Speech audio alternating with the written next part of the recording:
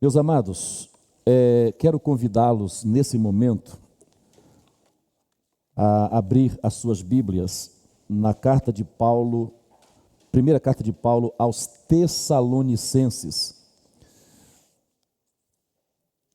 capítulo 1, versículos de 2 a 10. Primeira carta de Paulo aos Tessalonicenses, capítulo 1, versos de 2 a 10. Se você tem a Bíblia assim, física, você pode abrir. Se tem no aplicativo, pode acessar e acompanhar a leitura que farei. Esse texto vai nos fornecer alguns elementos importantes sobre a igreja de Tessalônica, para quem Paulo escreve esta carta, mas ele também vai servir de base para falarmos um pouco sobre a vida de oração de Paulo, tá bom? É o tema da nossa mensagem nesta manhã. Vamos, portanto, acompanhar a leitura, primeira aos Tessalonicenses, capítulo 1, a partir do verso 2. Sempre agradecemos a Deus por todos vós, mencionando-vos em nossas orações, diante de nosso Deus e Pai, lembramo-nos constantemente da vossa fé atuante, do vosso amor prestativo e da vossa esperança bem firmada em nosso Senhor Jesus Cristo. Irmãos amados de Deus, sabemos que fostes escolhidos por Ele, porque o nosso Evangelho não chegou a vós somente com palavras, mas também com poder, com o Espírito Santo e com absoluta convicção. Sabeis muito bem como procedemos em vosso favor quando estávamos convosco, e vos tornastes nossos imitadores e do Senhor, recebendo a palavra com a alegria que vem do Espírito Santo, mesmo em meio à tribulação. Dessa forma, tende-vos tornado modelos para todos os crentes na Macedônia e na Acaia, pois, a partir de vós, não somente a palavra do Senhor foi ouvida na Macedônia e na Acaia, mas também a vossa fé em Deus foi divulgada em todos os lugares, a ponto de não precisarmos mais falar sobre isso. Porque eles mesmos anunciam de que maneira fomos recebidos entre vós, de que forma vos convertestes dos ídolos a Deus, para servirdes ao Deus vivo e verdadeiro, esperando do céu seu Filho, a quem ele ressuscitou dentre os mortos, Jesus, que nos livra da ira vindoura. Quero convidá-los a inclinarem as suas cabeças, fecharem os seus olhos para se desconectarem aqui deste ambiente e se conectarem com Deus através da oração. Amado Pai, nós te agradecemos pela tua palavra que acabamos de ler. Texto maravilhoso que certamente muito nos abençoará e muito nos enriquecerá. Oro pedindo que use a minha vida de um modo muito especial nesta manhã, para que no abrir da minha boca haja graça e a palavra do Senhor possa fluir de maneira graciosa, alcançando não somente a audição dos meus irmãos, mas especialmente o coração de cada um deles. que sejamos todos tocados pelo Senhor por meio da Tua palavra. Oro pedindo que assim seja, no nome precioso de Jesus. Amém e amém, Senhor. Amém. Meus queridos, quando nós desenhamos a biografia do apóstolo Paulo, o autor desse texto, o autor desta carta, nós ficamos, de uma certa forma, um tanto encantados com tudo que nós encontramos sobre a vida deste homem chamado Saulo, no texto sagrado, que mais tarde foi substituído por Paulo. E aí, quando a gente prepara, por exemplo, um sermão biográfico sobre um personagem bíblico, a gente vai concatenar tudo aquilo que a gente encontra no descritivo das Escrituras relacionado à vida desse personagem. Então, quando nós olhamos, por exemplo, a biografia de Paulo, a gente vai descobrir, especialmente no livro de Atos, que é um livro onde nós temos basicamente todas as informações acerca de Paulo. A gente vai, por exemplo, a partir do capítulo 23, 6, 22, 25 e 23, 16, começar então a perceber o que a Bíblia diz, especialmente no livro de Atos, sobre a família de Paulo.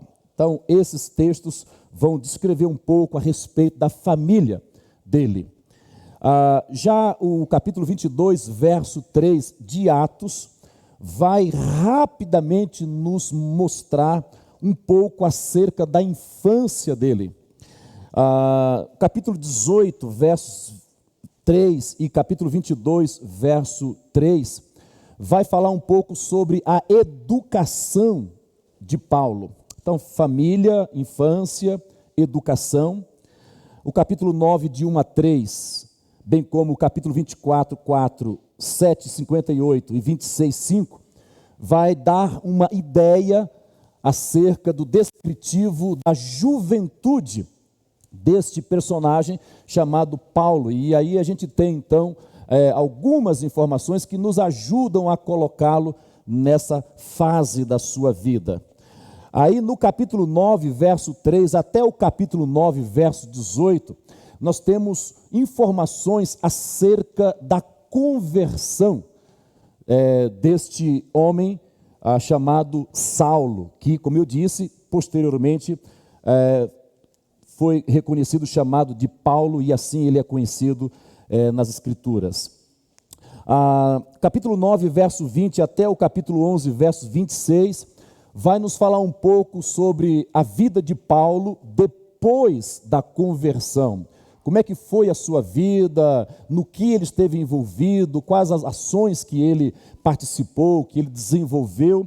Então, nós temos essas informações depois da conversão, a partir do capítulo 9, 20, até o capítulo 11, verso 26. Então, todo esse contexto vai descrever sobre isso.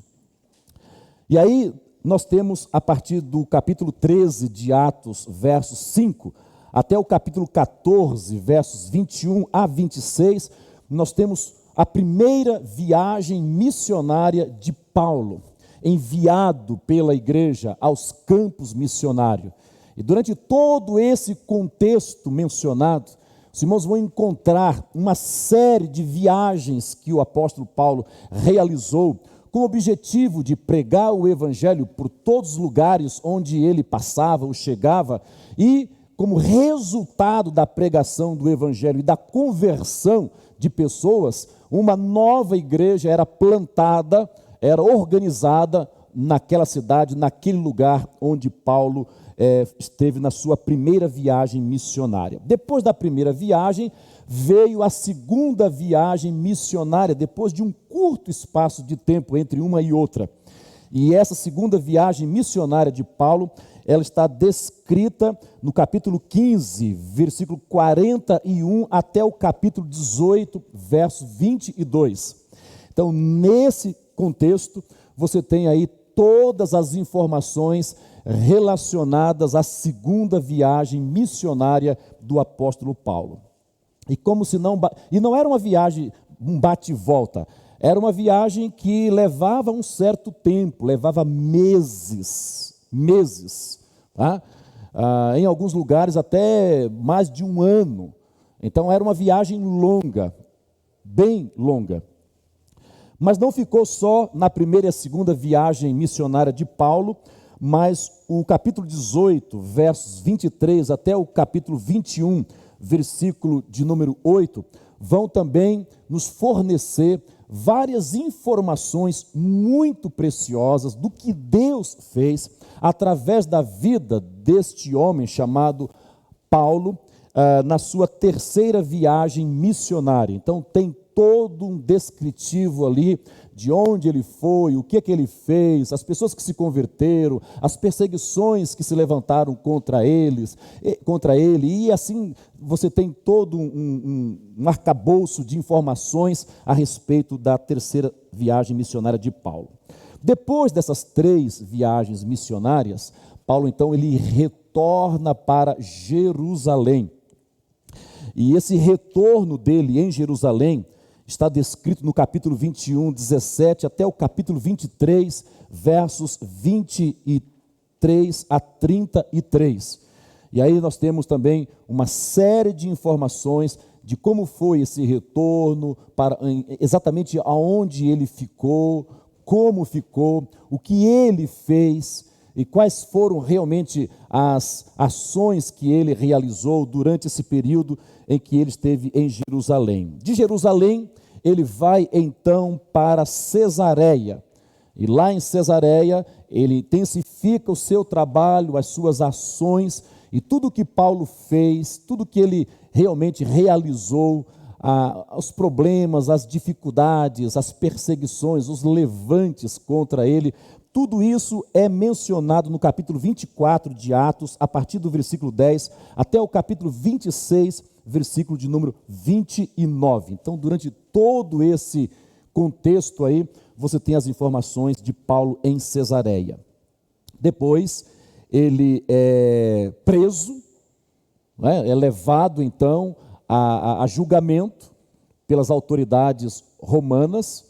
Primeiro ele é levado preso pelos sumos sacerdotes, pelos líderes religiosos do judaísmo, ortodoxo da época, acusando de ir contra os princípios da sua religião e tudo mais, levantam um falso testemunho acerca de Paulo para incriminá-lo, porque se sentiam incomodados com a pregação de Paulo, e como resultado desta pregação, muitos judeus se convertiam à fé cristã e passavam a ser seguidores do Nazareno que crucificaram lá atrás. Então, por conta de tudo isso, as perseguições eram inúmeras. E aí, quando aquelas autoridades intermediárias queriam condenar o apóstolo Paulo, ele então diz assim: escuta, é lícito vocês condenarem um cidadão romano sem antes ele ser devidamente julgado e realmente ter a sua defesa apresentada? Eu, como cidadão romano, apelo a César e quero ser apresentado a César. E eu quero apresentar diante de César a minha defesa. Se eu cometi algum crime digno de morte, não me recuso a ser executado, a ser morto. Mas se eu não cometi, como de fato não cometi, nenhum crime digno de morte, vocês não são dignos de me julgarem ou condenarem, sendo eu um cidadão romano. E aí então aquela autoridade chega para ele e fala assim: olha, eu consegui a minha cidadania romana pagando um bom preço por ela. Paulo diz assim: tudo bem, mas eu não paguei nada, eu sou um cidadão romano por nascimento. Então, eu quero ser ouvido por César. Eu quero que me leve a Roma. E aí, então, você encontra, a partir do capítulo 27, 14 ao 28, 10, essa viagem tumultuada que foi a viagem de Paulo como prisioneiro a Roma. Ele e outros presos estavam sendo conduzidos e acontece aí uma série de intercorrências em alto mar. Paulo então diz: olha, vocês deveriam fazer assim, assim, assim, e não dessa maneira e tal, para que todos possamos chegar ao nosso destino. Mas eles não quiseram ouvir um prisioneiro dando palpite, dando opinião para quem realmente tinha a função de comando daquela embarcação, daquele navio. Imagine, vai ouvir um preso, né? Um preso palpitando sobre o que um comandante, por exemplo, deve ou não fazer. Então, vai para lá, rapaz, a gente não quer ler a sua opinião aqui, a gente sabe muito bem o que fazer, nós estamos acostumados a fazermos essa rota aqui constantemente. Quem é você para estar querendo nos ensinar o Pai Nosso ao vigário? E aí Paulo diz assim: olha, vai acontecer algo terrível, terrível. Nessa embarcação não chegaremos a Roma, mas Deus me falou, Deus me mostrou que mesmo acontecendo isso, ninguém vai morrer e todos nós chegaremos vivos ao nosso destino. Eles olharam para Paulo assim e disseram: será? Será? E dito e feito, tudo que Paulo falou de fato aconteceu e foi um salve-se quem puder. Salve-se quem puder. Então, nesse texto, a partir do capítulo 27, você tem então todo um descritivo de como tudo isso aconteceu. Enfim, de lá eles prosseguem para Roma, e em Roma, Paulo tem a oportunidade não só de ser ouvido pelas autoridades romanas, mas ele também tem a oportunidade de cumprir a sua prisão de forma domiciliar, com liberdade para poder sair nas imediações e receber pessoas ali na casa onde ele estava hospedado. E dali então ele podia aconselhar, encorajar as pessoas que o procuravam. Dali ele escreveu várias cartas e enviou para as igrejas na qual ele havia fundado, iniciado. E o capítulo 28, versos de 16 a 31, finalizando aí o livro de Atos, vai então fornecer todas as informações acerca de como foi a vida de Paulo no final da sua vida, preso em Roma. Mas o que nos impressiona mesmo, quando a gente visualiza todo esse quadro, tá, acerca da vida do apóstolo Paulo, é perceber que a oração ocupava um lugar muito especial na vida desse servo de Deus. Então, quando a gente lê o livro de Atos, quando a gente lê as cartas paulinas, a gente se convence disso, de que realmente Paulo era um homem de oração. Ele possuía uma vida de oração. E, meus irmãos, vocês têm alguma ideia de quando foi que Paulo iniciou a sua vida de oração? Já tentou formular essa pergunta e encontrar resposta para ela? Então, se você abrir a sua Bíblia, por exemplo, no capítulo 9, versículos 10 e 11 do livro de Atos, você vai encontrar a resposta para esta pergunta. Quando foi que Paulo iniciou a sua vida de oração? Nesse texto que eu estou mencionando, vocês vão perceber que Paulo iniciou a sua vida de oração logo após a sua conversão Antes mesmo de ser batizado, Paulo já começou a desenvolver a sua intimidade com Deus através de uma vida de oração. O texto diz assim, Atos 9, 10 e 11. Havia em Damasco certo discípulo chamado Ananias. O Senhor lhe disse em visão, Ananias, ele respondeu, aqui estou, Senhor. O Senhor lhe ordenou, levanta-te e vai à rua chamada Direita e procura na casa de Judas, não aquele que se enforcou, mas Judas, um daqueles que fora apóstolo de Jesus, outros. Um homem procura na casa de Judas, um homem de Tarso, chamado Saulo. Ele está orando agora. Ele está orando agora. Aqui começou a vida de oração, a caminhada de oração de Saulo, logo após a sua conversão e antes mesmo de ser batizado. Vocês vão encontrar isso no texto. E aí,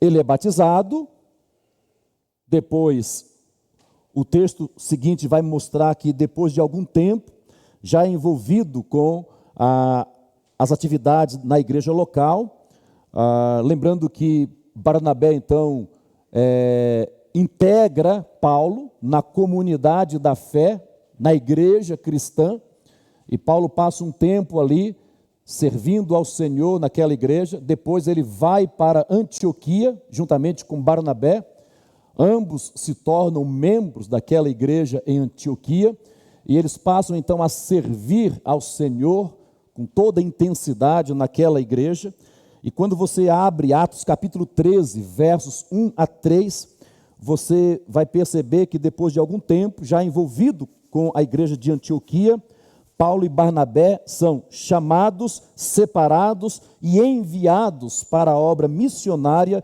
durante um culto no ambiente de oração, de consagração e de jejum. Porque a igreja de Antioquia era uma igreja que praticava regularmente, como estilo de vida, essas disciplinas cristãs. A disciplina da oração, do jejum e da consagração. E aí você tem isso em Atos capítulo 13, versos de 1 a 3, quando acontece aí o chamado, separação e envio de Paulo e Barnabé para o campo missionário. E aí então eles são enviados, depois daquele culto, para realizarem a obra missionária, e já no campo missionário, o capítulo 14 do livro de Atos, versos 21 a 23, tem uma informação muito interessante. Atos capítulo de número 14, versos 21 a 23.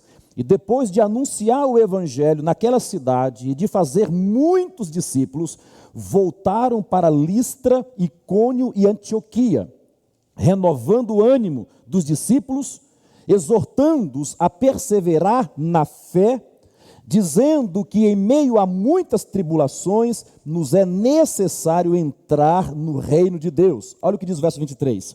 E nomeando-lhes presbíteros em cada igreja e orando com jejuns, consagraram-nos ao Senhor em quem haviam crido. Então nós estamos rapidamente pegando alguns lances bíblicos, alguns breves relatos bíblicos que mostram muito claramente a vida de oração do apóstolo Paulo.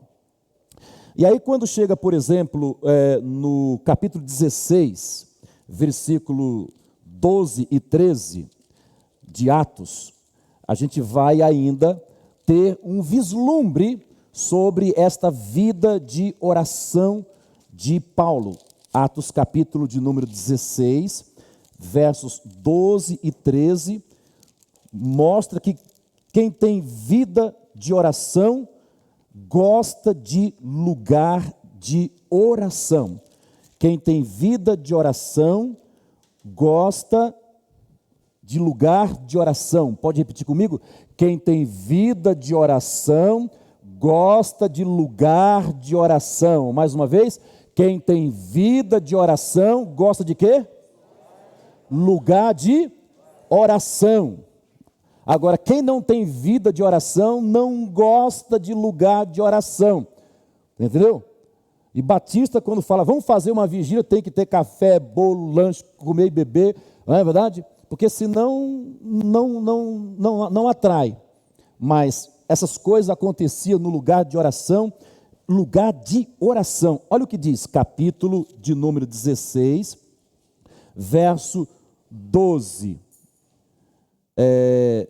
Capítulo 16, verso 12 e 13, diz o seguinte: de lá fomos para Filipos, colônia romana, cidade mais importante desse distrito da Macedônia. Ali ficamos alguns dias. O verso 13, no sábado, saímos da cidade para a beira do rio, onde julgávamos haver um lugar de oração. E sentados falamos às mulheres de oração, mulheres que tinham vida de oração e que estavam ali reunidas, né? O assembleano dizia assim, ali estava acontecendo um círculo de oração, que normalmente são as mulheres que fazem isso, né? Então, aqui eles encontraram um lugar de oração e havia ali um grupo de mulheres que tinham vida de oração. Largaram lá a roupa de passar, a comida, a arrumação da casa, etc. e tal, e foram para aquele lugar de oração. Elas não ficaram orando em casa enquanto faziam as suas atividades domésticas. Não. Quem tem vida de oração, ora quando está trabalhando e ora quando está realmente consagrando a vida na presença do Senhor, buscando ao Senhor em jejum, em oração, num lugar de oração, num lugar separado para isso. Então é diferente da maioria de nós que oramos. A gente ora em casa, ora quando está trabalhando, ora em alguns lugares, em alguns momentos do dia, mas a gente não tem um lugar de oração, onde aqueles que têm vida de oração separam um bom tempo para estarem na presença de Deus, estreitando o seu relacionamento e a sua intimidade com o Senhor, consagrando a sua vida a Deus, para verdadeiramente ser instrumentalizado por Deus, quando, como e onde Ele quiser. Essas mulheres faziam isso. E aí, a gente vai perceber ainda, no capítulo de número 16 de Atos, que a vida de oração de Paulo independia do lugar e da situação em que Paulo se encontrasse. Assim, os irmãos têm, no capítulo 16, verso de número 25, o texto que diz o seguinte: por volta de meia-noite, enquanto alguns ainda estão no WhatsApp, no Instagram, no Facebook, nas mídias sociais, desperdiçando o seu tempo, porque não está trabalhando essa hora, mas desperdiçando o tempo. Perto da meia-noite, Paulo e Silas oravam e cantavam louvores a Deus. Olha aí. Quem tem vida de oração, ora independentemente do lugar e da situação. E às vezes nós deixamos de ter uma vida de oração mais intensa, mais devocional, mais profunda, porque ou estamos num lugar que entendemos não favorece a essa prática, ou a situação que estamos lidando, passando, enfrentando, não contribui para a gente se sentir disposto, animado, encorajado a gastar tempo em oração. Paulo estava injustamente preso no tronco, diferentemente da prisão em Roma, a prisão em que ele se encontrava aqui, em Éfeso, era assim, estava encostado na parede, Paulo e Silas, neste pulso tinha uma corrente prendendo o seu pulso, do outro lado uma outra corrente com uma braçadeira prendendo o seu pulso, sentado, havia um tronco, possivelmente de madeira, com duas aberturas, onde as pernas eram colocadas debaixo daquela abertura e eram devidamente fechados. Então Paulo estava acorrentado, dois braços, e no tronco, nos seus pés. Uma posição terrível. Naquela posição ele ficava ali, manhã, tarde e noite. Manhã, tarde e noite. Provavelmente só saía daquela situação para fazer, em situação quase que insuportável, as suas necessidades fisiológicas. Então, o carcereiro vinha, soltava ele, ia até o banheiro, fazia as suas necessidades, retornava novamente para a mesma posição e era aprisionado nos braços e no tronco, e ali permanecia. Se eu e você estivéssemos nessa situação, certamente estaríamos pensando duas vezes se de fato tinha valido a pena aceitar Jesus como Salvador. Se de fato teria valido a pena se tornar cristão, um crente em Jesus Cristo. Porque eu procurei servir a Deus com fidelidade, com integridade na igreja, onde eu pertencia, sendo dizimista fiel, ajudando no louvor, ajudando a tocar, a cantar, a ensinar, a cuidar disso, a cuidar daquilo, entendeu? Fiz o melhor que podia, e agora eu estou nessa situação aqui. Será que valeu a pena? Será que valeu a pena? Eu estou longe da minha cidade, estou longe da minha família, eu estou longe dos meus amigos, dos meus irmãos, como um bandido, como um criminoso, preso aqui. Meu Deus, é isso que eu ganho em servir ao Senhor? Talvez essa fosse a nossa reação, porém, não foi essa a reação de Paulo. O texto diz que ao invés de ficar reclamando, murmurando da vida, da sorte, da situação, o texto é muito claro que diz que perto da meia-noite, Paulo e Silas oravam e cantavam louvores a Deus. Sabe por que eles conseguiam, naquela situação, orar e cantar louvores a Deus? Porque eles eram homens que possuíam vida de oração e só conseguem suportar as provações, as situações difíceis da vida, quem tem vida de oração. Porque quem não tem, esfria na fé, para de vir à igreja, para de frequentar os cultos, para de ser dizimista, de ser ofertante, de orar, de participar de reunião de orações, não quer mais saber de liderança, não quer mais saber de ministério, não quer mais saber de nada, fica em casa, enclausurado em quatro paredes, sem ânimo, sem força, sem coragem, reclamando da sorte, reclamando da vida, reclamando de Deus, reclamando de tudo, porque está passando as dificuldades. E isso acontece simplesmente, queridos irmãos, por falta de vida de oração. A oração é a força que precisamos. A oração é o renovo de Deus em nossa fé, em nossa confiança e em nossa esperança.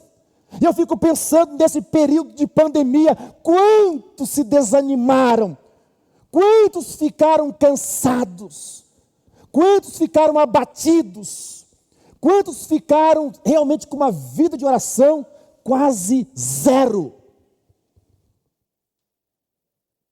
Enquanto outros se apegaram com Deus, se apegaram com tudo que era sagrado, tremendo, morrendo de medo, de morrer, ou pedindo ajuda divina para um ente querido que estava internado, mas uma fé tropeçante, uma vida de oração. Paulo e Silas perseveravam em oração, não simplesmente por causa da situação, mas especialmente porque a oração era o estilo de vida deles, em toda e qualquer situação. Às vezes nós oramos mais quando estamos enfrentando um problema sério na vida pessoal.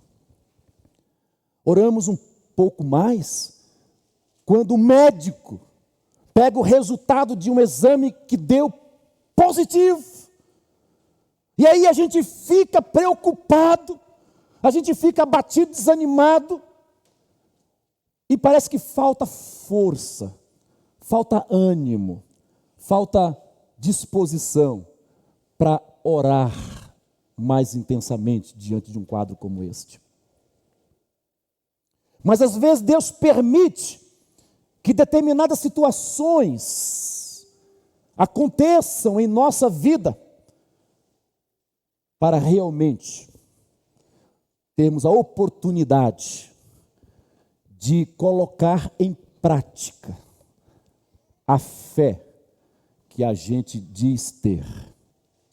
Colocar em prática a vida de oração que muitas vezes nós não nos dedicamos como deveríamos. Às vezes nós nos achamos mais crente do que os outros, melhores do que outros na nossa vida cristã. E aí, Deus permite determinadas situações para ver se realmente isso é verdade. Isso é verdade. E quando a fé é provada, muitas vezes corremos o risco de sermos reprovados. E aí nós temos que ter a humildade de chegar para Jesus e pedir, como os discípulos pediram: Senhor, aumenta a nossa fé. Aumenta a nossa fé. Quando Paulo estava se despedindo dos irmãos de Éfeso, capítulo de número 20, versículo de número 36, o texto diz o seguinte, capítulo 20, verso 36. Depois de dizer o que disse, Atos 20, 36. Depois de dizer o que disse, ajoelhou-se e orou com todos eles. Quem fez isso? Paulo. Por que fez isso? Porque era um homem de oração. Era um homem que tinha vida de oração. Quem eram esses?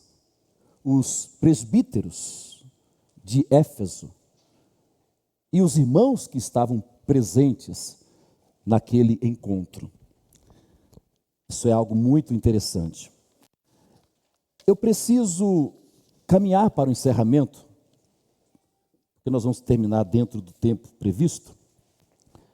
Mas o que é que Paulo ensinou sobre vida de oração? Lendo as cartas de Paulo, uma das primeiras coisas que a gente aprende com Paulo é a dar graças a Deus. Ou seja, ter um coração grato ou agradecido a Deus. E Paulo ele usa frequentemente a expressão dou graças ao meu Deus. Dou graças ao meu Deus. Nas cartas de Paulo você vai encontrar frequentemente essa expressão, como por exemplo, em Romanos capítulo 1, versículos 8, 9 e 10. Paulo diz, em primeiro lugar, antes de pedir qualquer coisa, antes de orar por quem quer que seja, em primeiro lugar, dou graças ao meu Deus, por meio de Jesus Cristo, por todos vocês,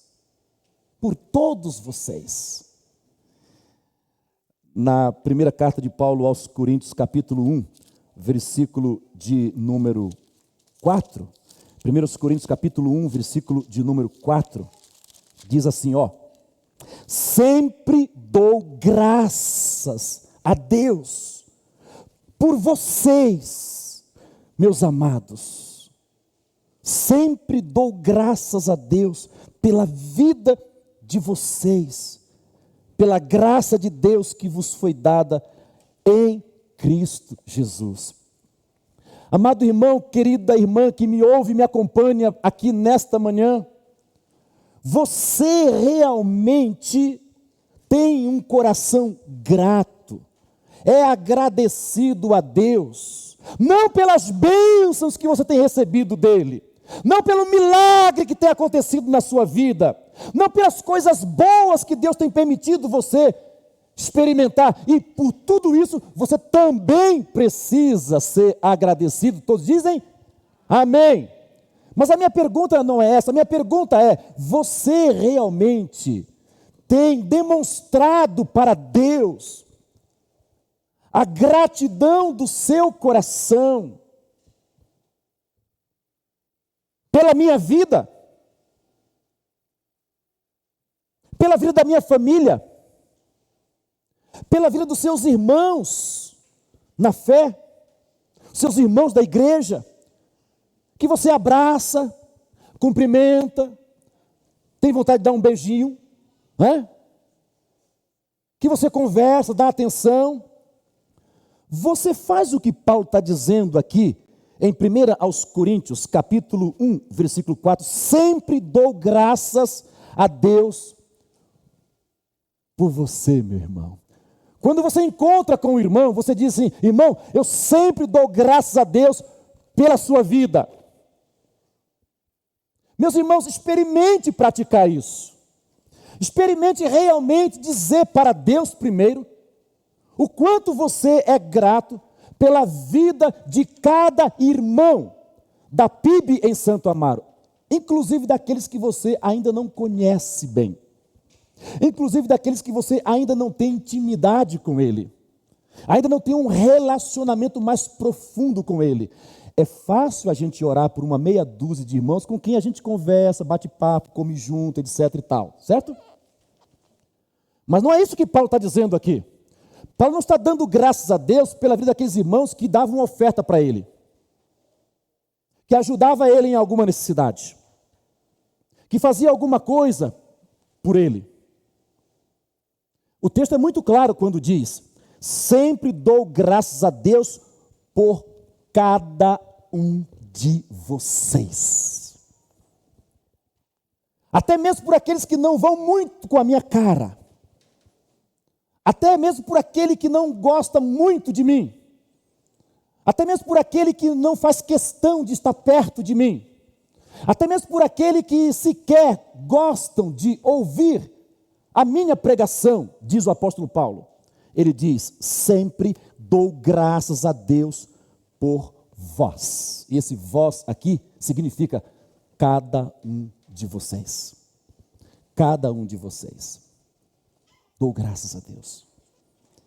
Então, esta é a primeira coisa que Paulo nos ensina com a sua vida de oração. Ser agradecido a Deus pelos irmãos. E o texto que nós lemos lá no início, de 1 aos Tessalonicenses, capítulo 1,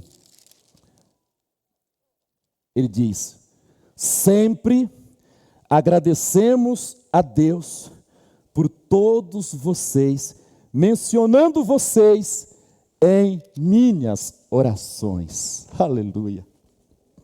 Oh, como eu gostaria de ser lembrado por vocês em suas orações. Oh, como a sua família ficaria muito agradecida se pudesse contar com você em suas orações, ser lembrado por você em suas orações.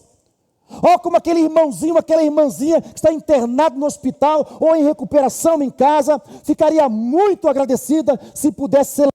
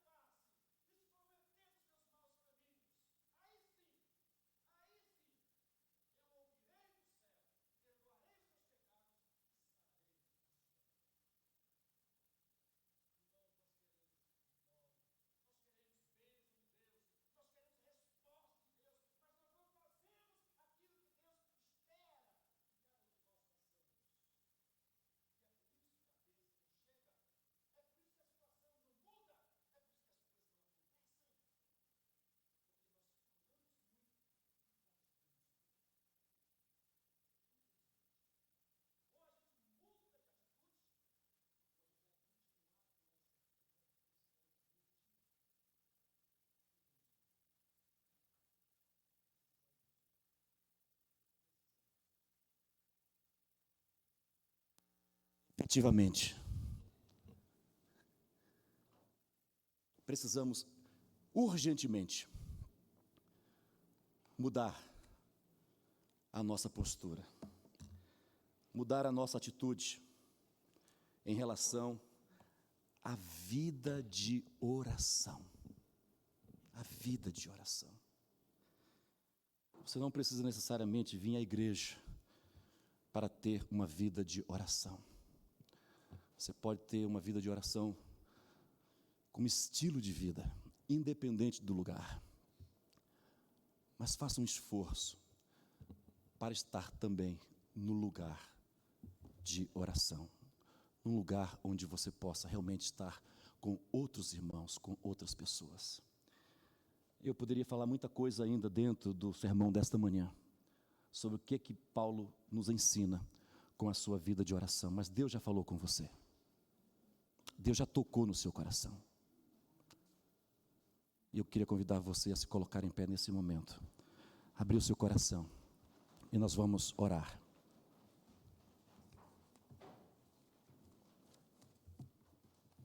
Eu encorajo você. Eu desafio você nesta manhã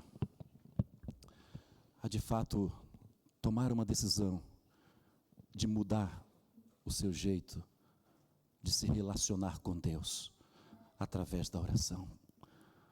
Pai, obrigado porque nesta manhã nós temos sido tocados, desafiados pela Tua palavra, olhando para a vida de oração de Paulo, como somos desafiados, nós sequer passamos longe da experiência que ele vivenciou diariamente. Nossa realidade é outra, a nossa situação é outra, o nosso contexto é completamente diferente. Nós somos paulistanos, trabalhamos, estudamos, vivemos, constituímos nossa família, educamos e formamos os nossos filhos numa grande cidade que nos proporciona oportunidades. E nós temos vencido na vida, e nós temos chegado até aqui pela graça, bondade e misericórdia do Senhor. Mas nós precisamos, Senhor, sermos mais íntimos de Ti. Nós precisamos gastar mais tempo na Tua presença. Nós precisamos orar mais. Porque, Senhor, nós acreditamos que pouca oração, pouco poder. Muita oração, muito poder. Nenhuma oração, nenhum poder. Mas nós precisamos de força, coragem, determinação e poder para vencermos as nossas fraquezas, corrigirmos as nossas falhas, ajustarmos a nossa vida e a nossa caminhada com o Senhor. Perdoe-me, Senhor, pelas muitas vezes em que deixei de fazer o que precisava fazer na minha vida de oração. Perdoe-me, Senhor, porque esqueci de orar quando eu não deveria ter esquecido. Esqueci de dar graças pela vida de tantos irmãos que simplesmente não dei graças, não agradeci. Peço que o Senhor nos ajude a sermos homens e mulheres de oração, a termos de fato, Senhor, um caderno de oração, onde a cada dia nós estaremos ali mencionando nominalmente aqueles irmãos que o Senhor tem colocado em nossa vida, em nossa igreja, para agradecermos pela vida de cada um deles. Os problemas, as situações, as necessidades, isso não vai permitir que esqueçamos. Obrigado, Senhor, por tudo. Obrigado pela Tua palavra. Obrigado pelos meus irmãos. Eu oro agradecido em nome de Jesus. Amém e amém, Senhor. Amém. Ainda em pé, nós vamos entoar o hino de número 375. Ouve-nos, pastor divino. E enquanto estivermos cantando, os que trouxeram dízimos e ofertas, consagre ao Senhor com alegria e gratidão. Louvemos ao Senhor.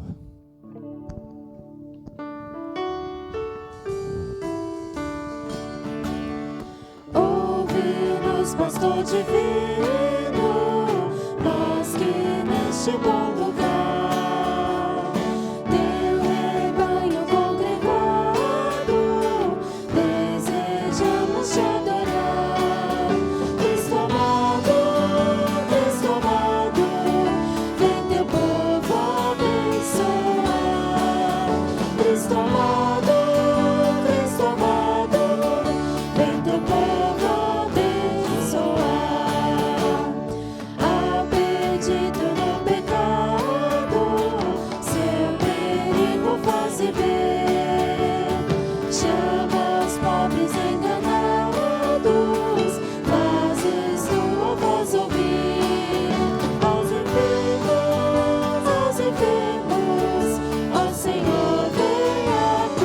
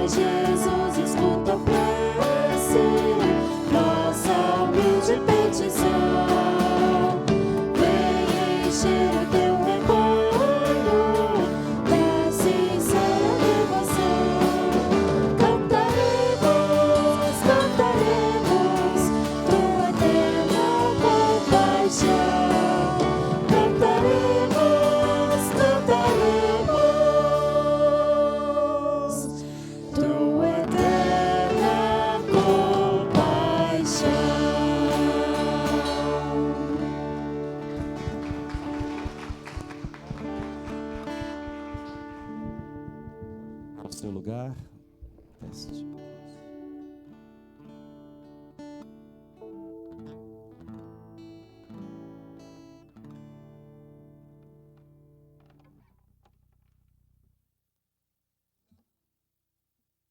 Tá ligado? Tá. Bom dia, irmãos. A graça e paz do nosso Deus. Bom, o que é nosso tema deste mês? Vida de oração. Eu trouxe alguma coisa nessa manhã para ajudar vocês na sua vida de oração. Como o pastor falou, às vezes nós esquecemos.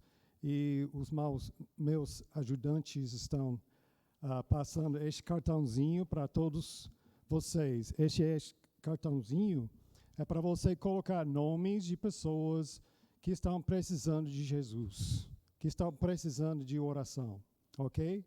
E no outro lado, você tem uma oração com 3 frases sugeridas para você orar todos os dias. E eu quero que vocês levem para casa, orem sobre os nomes das pessoas que você gostaria de colocar neste cartãozinho. E fique orando nessa semana. Em 2 semanas de hoje, dia 5 de dezembro, no culto da noite, nós vamos ter um culto evangelístico. E semana que vem, eu vou passar para vocês convites, ok? Convites para este culto. E isso vai ser, mais uma vez, dia 5 de 12, culto da noite. Enquanto na próxima semana você vai orar e a outra semana você vai entregar convites para as pessoas que Deus está guiando você para entregar um convite e também para convidar, né, para fazer parte do nosso culto dia 5 de dezembro. Obrigado, Senhor. Obrigado, pastor, por abrir esse espaço para mim. Rapidamente, queridos, Mateus informa que depois do encerramento geral, nós teremos o ensaio do coral, ok? Natal está chegando, os compromissos, as apresentações, então necessário se faz o ensaio, então não esqueça. Outro aviso importante, nós estamos disponibilizando aí a irmã Jandira, Ministério de Ação Social, apoiando aí o projeto Nova Esperança, os nomes das crianças cuja sacolinha estará disponível para que no dia 14 do mês que vem os irmãos possam trazer aquilo que Deus tocar no seu coração, de acordo com o nome que você pegar para abençoar o Natal, Natal aí abençoado aí para as crianças, tá bom? Outra coisa, líderes dos ministérios, próximo sábado, dia 27, teremos reunião com todos os líderes, tá bom? Às 10 da manhã, às 17 horas, oração com os membros da diretoria estatutária, e no domingo que vem, dia 28, nós teremos uma manhã intensa, assembleia, com eleição da nova diretoria, líderes dos departamentos, os assuntos normais, e ainda queremos encaixar naquela manhã a profissão de fé dos nossos irmãos que irão descer as águas do batismo. Batismo esse que vai acontecer no 2º domingo de dezembro, dia 12 do 12, ok? Deus abençoe a todos. Quem está querendo realmente participar da classe de preparação para batismo, comigo, depois do intervalo do café, junto com os demais, lá na frente, lá naquela sala, perto da secretaria.